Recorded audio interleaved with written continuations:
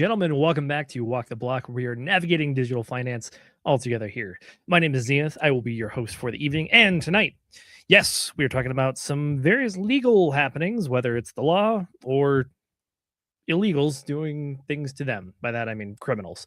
Yes, we're talking about wrench attacks, aka we like to think that crypto is very secure when it comes to the digital footprint. But what about your flesh and blood? What about the meat sack? Well, turns out you can be attacked. I have some stats regarding 2025 and how they stack up to 2024. And I'll be honest with you, part of the reason we're covering this story tonight is A, it is your periodic refresher for physical security, not just your digital security, but both of those are very, very important. But outside of that, to be honest with you, it's a bit of a slow news week when it comes to the crypto news. Not a whole lot is going on. Iran continues to dominate the news cycle, and that's not surprising. It appears there is an off ramp in the near future. I believe we have found it.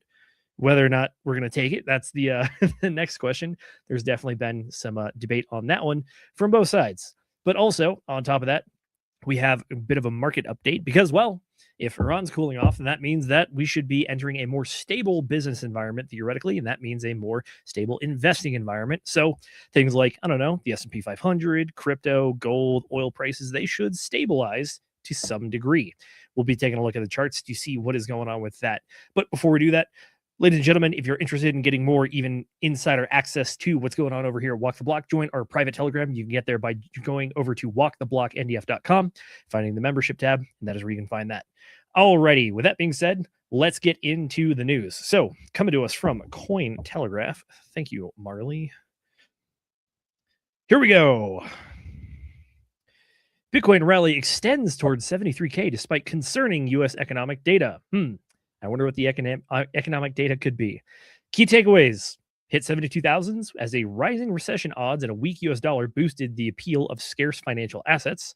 And rising oil prices and a wobbly truce with Iran threaten to reverse Bitcoin's gains. Yes, there you go. So they even hit it in a little article about Bitcoin, but that continues to be the thing that dominates the news internationally because, well, the Strait of Hormuz is largely controlled by Iran. Turns out a lot of international shipping and a lot of oil goes through that area. So with that being shut down, turns out that will have effects on the rest of the economy, including crypto as a result when it comes to investor sentiment. So what are we looking at here? Well, Bitcoin reclaimed $72,000 on Thursday despite data showing rising inflation and weak economic growth in the US. Crude oil prices jumped back to $97. This is also after they hit about 110, after senior Iranian leaders claimed that the US and Israel had violated the ceasefire. Traders now fear the risk of the market could react negatively, potentially sending Bitcoin price back down below 68K. Okay, what else is going on here? Well, the fragile ceasefire is one of the things. Iranian parliamentary speaker and former IRGC general Baghir Ghalibaf said that Israel's continued campaign in Lebanon and against Hezbollah, the illegal entry of military drones in Iranian airspace, and the denial of uranium enrichment violate ceasefire negotiations. So, pretty much what's going on is, well, Trump had the famous deadline where he said, we will send this civilization back to the Stone Age if they do not come to the table within a certain amount of time. And what do you know? 2 hours before the deadline hit, negotiations started to happen. So some of the major ones pretty much are that, well, the U.S. wants them to not enrich uranium on their soil, and they also want them to not tax or create a toll booth for the Strait of Hormuz. And they also don't want the U.S. taxpayers to fund the rebuilding of Iran, which we just spent taxpayer dollars decimating. Iran, on the other hand, is saying that as a sovereign nation, they have the right to enrich uranium as much as they please, and that they are owed something for all the damage that has been caused over there.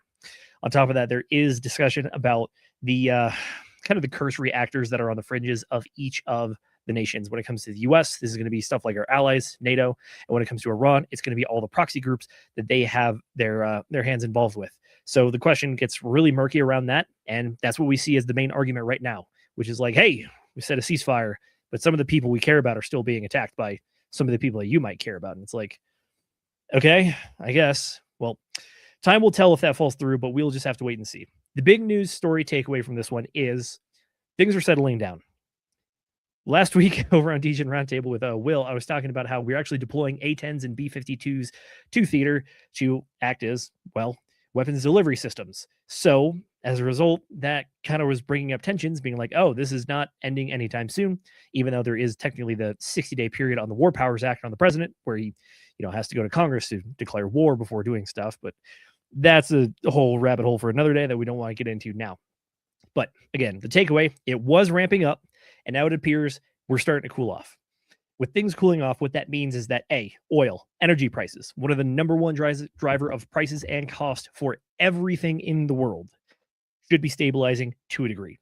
We definitely saw that on the charts when it came to crude oil. Let's go ahead and pull that one up, by the way.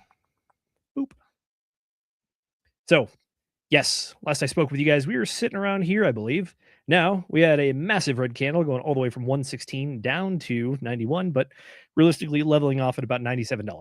This is still notably higher than the nice $60 barrels that we were talking about previously. So elevated, yes. Start to cool off, also yes. When these sort of costs start to cool off, we can also expect that the inflationary pressure from it and the cost to do business, like basically any business. Things need to have light bulbs on, things need power to run, and you need lights for employees to see things. Otherwise, Oshi gets pretty mad about that one. So oil's leveling off means that people are less worried about stuff, less worried about their stuff getting stuck in the Strait of Hormuz, meaning that you can have more confidence in the business environment. And if you're an investor, it means that you can actually look towards, actual genuine growth again. So short-term fears, yeah, they're starting to get alleviated. Are we there yet?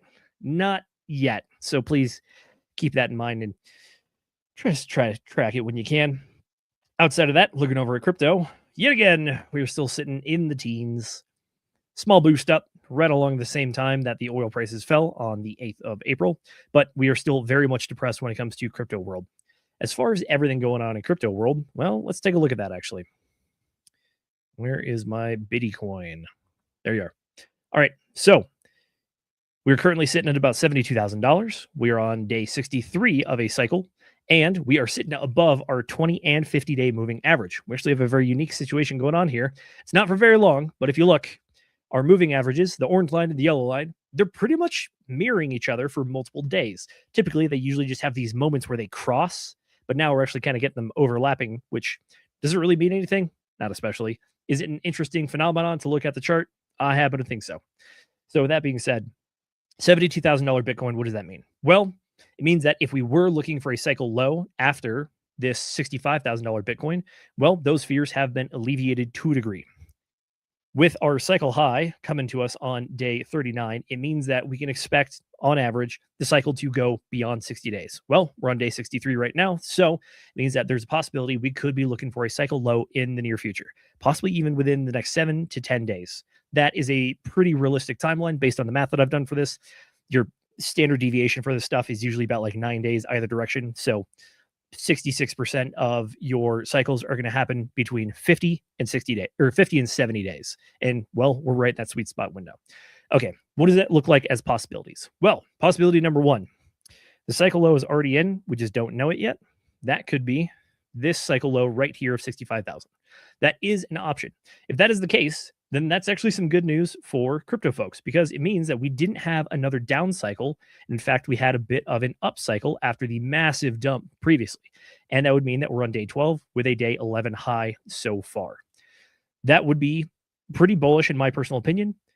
Bullish for short to mid term, meaning that within the next 30 days, we can expect price to go up, find a new cycle high, not an all-time high. We were way away from that. But that would be the case. We could expect maybe something coming up to this 76,000 area or even start to break above it, maybe even looking at that like 80K area. That's a lot of optimism though, just as a heads up. Option number two, cycle low is not in. And what's going to end up happening is that we're going to have a cycle low somewhere around or slightly below the 65,000 area. What that would do is it would restart our cycle count, and then we'd be bullish for the next 30 days effectively because the way the cycles works, they usually find that low, shift towards the upside, find a high, dip back down, and recover. So that's option two. Option three, cycle low is well below 65K, and we're actually starting to look down towards this 62 level, maybe even looking at that 60 level or lower. My personal opinion, we have thrown everything in the kitchen sink at the crypto markets as it stands. It would take a serious news event to get it to go that low. We would have to see probably some serious breakdowns when it comes to the overall discussions with the Clarity Act or some sort of massive breaking news, realistically looking at like a black swan type event when it comes to this kind of stuff. So probabilistically, I think that my average target is that we're probably going to find a cycle low somewhere in the next few days, probably around this wherever the 20 or 50-day moving average end up, and then move up from there. And this one might be a little hard to see because it's not going to be super pronounced, or as classic as it goes, you're not really going to be able to determine until probably like 2 weeks after, or you really get outside of that like high degree of certainty when it comes to the 60-day cycle window. So that's going to be anything past like 80 days, 85 days. At that point, you're like, okay, yeah, cycle's probably in. We should start looking at the count again, that kind of stuff. Overall, what does that mean for the rest of crypto? Well, it means you can expect it to at least not dump. So if that's the case, then, well, altcoins, it's not a great time to be in altcoins right now, in my personal opinion, unless you're trying to scoop up lows in preparation for runs later on. Everything else when it comes to like larger layer ones and that kind of stuff, Ethereum, Solana, it could mean that they start to stabilize around similar patterns on the chart, if you will, as Bitcoin. But outside of that, they're not going to be making any exceptional gains unless there's a massive news event for that one specific token, or that Bitcoin really starts to run. Because at this point, my personal opinion, we're kind of moving into a part of the cycle where Bitcoin will be the first mover, and it's going to take a good bit to get everything else out of the depression that we've kind of found ourselves in. But all hope is not lost. There's a lot of great news. PPI again came in over at above over 52, which is good news because it means that we're producing things, or at least the backlog or the request to produce things is going up for sure, which is excellent news. Alrighty, where did it go? Small update for you guys when it comes to the Clarity Act. Yet again, a lot of news stories just talking about everyone and their mother is saying the time to pass the Clarity Act is now. We got to do it. It's a perfect timing to do it. There's no obstructions in the way. To be honest with you, it's kind of just saber rattling, and just trying to get momentum going. Because realistically, it's going to happen when it happens. As it stands right now, we've been at like the 2 more week stage for this thing since January. And well, Poly Market still has it above 50% at least. We're currently sitting at about 59. So overall, before 2026, Clarity Act might get passed. This would be a big boon for the crypto ecosystem, regardless of what form it takes, pretty much. Unless there's some truly poison pill that gets slipped into it last second. As it stands, basic structure for the crypto market is fantastic. If you can get stablecoin yields in there, that would also be fantastic. Even outside of the stablecoin language, there are ways for central exchanges to offer yield on stablecoins, as that was passed through the Genius Act. This would really just be like codifying it and enshrining it. And that, again, continues to be the major hangup for everything. So here we go. I do have my clip that I wanted to share with you all. Here we go. So coming to us from the Oracle of self-proclaimed oracles, let's take a look at the S&P 500 really quick, because this will finish up our market update segment before we kind of get into some fun stuff. Looking at the S&P 500. Well, the bottom might be in. We had a low all the way down there at 629, and we're currently at 679. Again, the major rise comes after the ceasefire negotiations have started with Iran. So pretty much a lot of the fear and uncertainty in the market has been alleviated at this point. And we see that with a massive gap up, and we are back above the 50-day moving average on this one as well. So not all-time highs, not even a confirmed pattern at this point, but just 2 data points suggesting that, yeah, it looks like we did have a pretty strong bottom, and now we're starting to head towards better waters. Again, if things go south over in the Middle East, this could change, but as it stands right now, market's recovering. So from the Oracle of self-proclaimed oracles, what do we have? Tom Lee, that guy. Wait, he's an Ethereum guy. Why is he talking about S&P 500? Well, turns out when you're in this space, you kind of look at all of it to figure out what's going on. And, well, he's a bit of a favorite when it comes to the TV stations. So let's see what the man has to say. Now let's bring in FundStrat's head of research, Tom Lee, also a CNBC contributor, and as you see here with us at Post 9. It's good to have you back. Great to see you. Now what for these markets? I think the bottom's in, Scott, because last week was a period where the war was getting worse and oil was going up, but stocks weren't going down. So that's a good precondition. And today now we have the rate of change, that the war is de-escalating. So I think stocks are now in the process to go back to their all-time highs, and I think maybe get to that 7,300 that we were expecting this year. Wow. So let's just remind and refresh people's memories a bit. You were looking for a strong start to the year, stocks falling into potentially a bear market. Yeah. Most of that you peg to a new Fed chair coming in and some of the issues that might revolve around monetary policy. Couldn't foresee the outbreak of this war and the conflict, et cetera. Does it matter what caused the bear market for how you project your outlook for the year? Or are you confident that we had this event, an existential event for the market, it reacted negatively, and now we're going to rebuild our way back? Yeah, I think things have possibly changed, Scott, because this war pulled forward a lot of repositioning. We know people have gone flat or raised cash, and they were ready to own defensive positioning. And we also had a rolling bear market last year in energy and financials, and this year in Mag 7 and software. So something like 70% of the S&P has already been through a rolling bear market. So I think the possibility is that the summer lull that could happen won't be as deep because we've already fallen 8%. All right. So Tom Lee is saying Iran is not just the thing. They were kind of predicting a bit of a drawdown in the summertime, but because we did have this event happen, that, well, you might have already seen that happen, and odds are we're going to get back to it. The other little point that he mentioned there was, yes, we are going to be getting a new Fed chair, or at least the old chair will be exiting. Talking about everyone's favorite, Jerome Powell. And favorite is used loosely, but I happen to think he's been pretty solid during his time in office. Classically, he's usually always a little bit late to adjusting things, but at the same time, we're talking about like the one man at the head of the board that controls interest rates for the US and kind of the world a little bit. I'm okay with him moving a little bit slower on this one instead of just knee-jerking it around all over the place. Does help build investor confidence and also helps build a stable business environment. That's got to be the key word of the show so far. But yes, so drops in the summer, not as much as is predicted previously. And also looking at, well, new Fed chair means new monetary policy effectively. And that could shake things up, be it good or bad. Only time will tell. Also, only time will tell how long it takes to actually get a new chair of the Fed confirmed by the government. Because as we talked about previously, they don't like moving fast. So enough of that. Alrighty, let's get into the meat and potatoes here tonight. What are we talking about? Well, we're talking about this Skynet wrench attacks report by Certic. Okay, this is a report that was produced back in February, but some of their other articles have been coming out verifying data, which is why it's always relevant. In 2025, excuse me, wrong zoom in.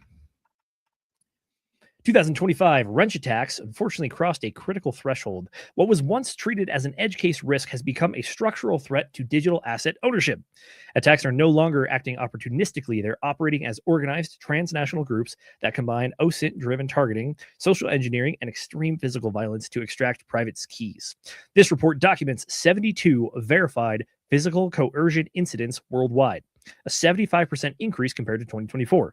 Kidnapping remains the primary attack vector, while physical assaults rose by 250% year on year, highlighting a clear escalation in brutality. All right, what are we talking about here? The term wrench attack is the idea that someone tries hitting you with a wrench until you give them your seed phrases or give them your crypto. It is the physical part of our whole crypto landscape, which is that at the end of the day, there is someone at the end of the keyboard, in this case, be it you or me, that someone wants to come after. Okay, what kind of stuff does this look like? Well, let's head on over to the San Francisco Chronicle. All right, fake deliveries, then guns. How a wrench attack crime ring chased crypto millions from San Francisco to Los Angeles.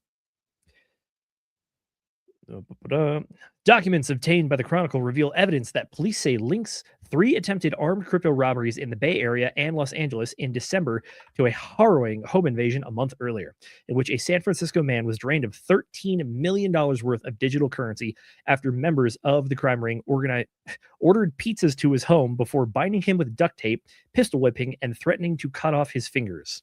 As of this week, 3 men from Tennessee were in custody and charged in connection with the targeting of large crypto account holders in 2 of the crimes, in Sunnyvale and Los Angeles. Sources said authorities were still looking for higher-level operatives in the 4 cases, which resemble an emerging strain of crypto thefts known as wrench attacks. Okay, apologies for the gory details, but this is the reality of it. People, if someone wishes to do harm to you physically, they're looking to do you harm. Are they looking to outright kill you? The answer on this one is actually no. This is not like a lot of other crime where at the end of the day, if you don't give them your way, then they're just going to kill you and take what you have anyways. In this case, they have to have the thing in your brain, meaning can't kill you. Definitely doesn't mean they're not going to take it easy on you, though. As we saw, man was duct taped, and then they threatened to cut off his fingers. Some pretty classic movie villain stuff, in my personal opinion, but the threat is very real. I don't know about you guys, but I like my fingers, and I like all my appendages, and I'd like them to stay attached to my body and intact. So, what does this realistically look like? Well, we have some indications on the issues that lead to this sort of thing from this story alone. Okay, number one, they started sending pizzas to the guy's house. All right, what does that imply? It implies they know who you are, where you live, and they also know why they're targeting you. Apparently, they were looking at $13 million worth, which is no small chunk of change. So, by the way, shout out to whoever it was before this, because they were doing pretty well for themselves, but unfortunately, their fingers might not be as of now. All right, so the lessons to be learned from this. One, try to, not blast if you have a lot of money, especially if you don't have good private security details that are taking care of this stuff 24/7. I know the classic thing that we've seen out there is some rapper is flexing a bunch of cash on Instagram, on a live stream, at a reel, at a club, and then they get robbed 6 to 12 hours later because someone said, oh, look, a large, easy target out in open right now, and I know exactly where they are. Cool. That creates the motive, and it creates opportunity, and it gives you a vector to get at them. These are the things that you're explicitly trying to cut off when it comes to crypto. So option number one, point number one is try not to broadcast it. Realistically, there's a few ways you can go about this. Number one, publicly, online. The internet is forever. I'm pretty sure we've learned that lesson at this point. So understand anything you put out there is as it is. I know that, look, hear me out. Zenith is not my legal name. And I'm okay with that because I like my anonymity, but I am willing to provide you my face so that I can provide some authenticity. Additionally, Tracker doesn't like to stream with a camera for other similar reasons as well. You don't have to give all your details out there, especially when you start tying it to what you're doing with money and where it is stored in some way. If you tell people you're in crypto, automatically that it includes certain things. Number one, it says you have crypto somewhere, somehow. Okay, what are the two ways that you can really store crypto? A hot wallet or a cold wallet? Actually, a third, a centralized exchange as well. Don't really recommend that third one, but it is an option. Cool.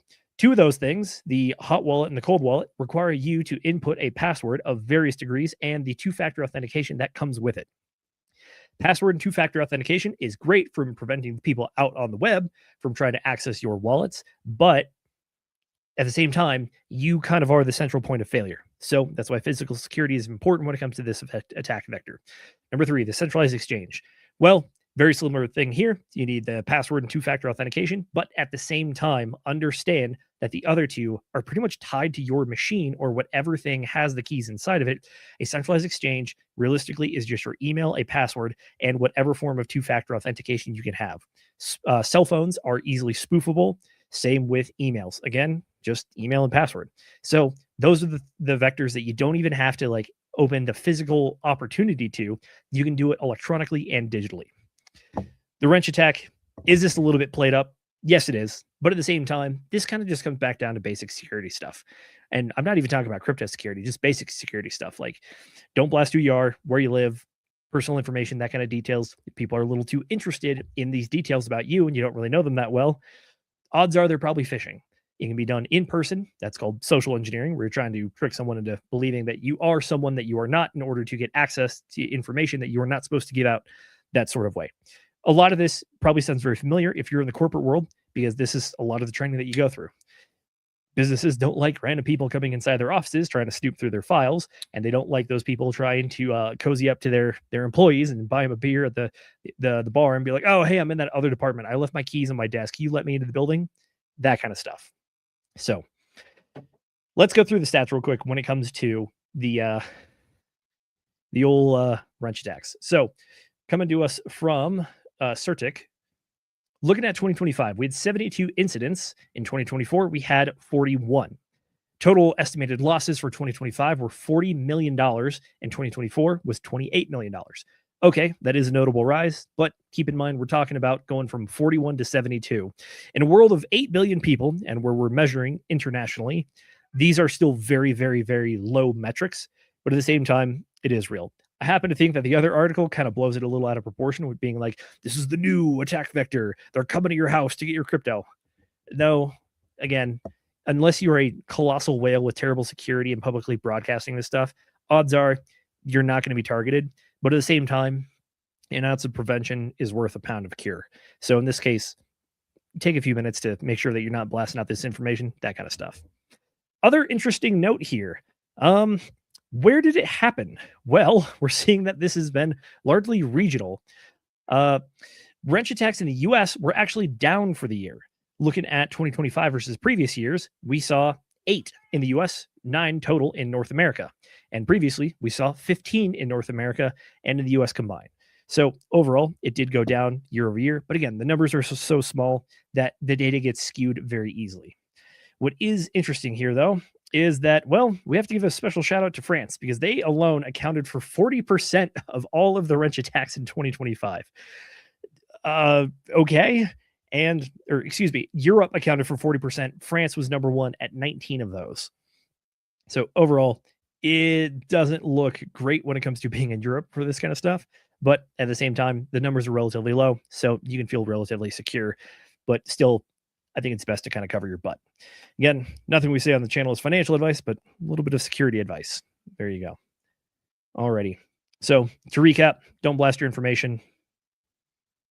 Try to remain anonymous if you can. I mean, whatever happened to the good old rule of just like it's impolite to talk about money, especially in company or even out in public, that kind of stuff. Might be a bit outdated for the time, but at the same time, I think it still holds pretty decently. All right, on to the next one.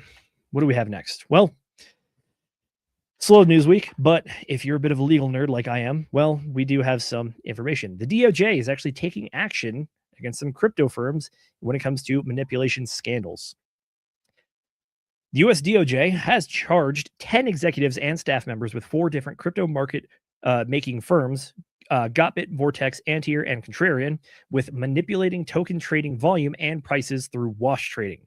3 of the convicted have been extradited from Singapore to the US, signifying a major crackdown on the crypto market's fraudulent activities. What is the alleged scam?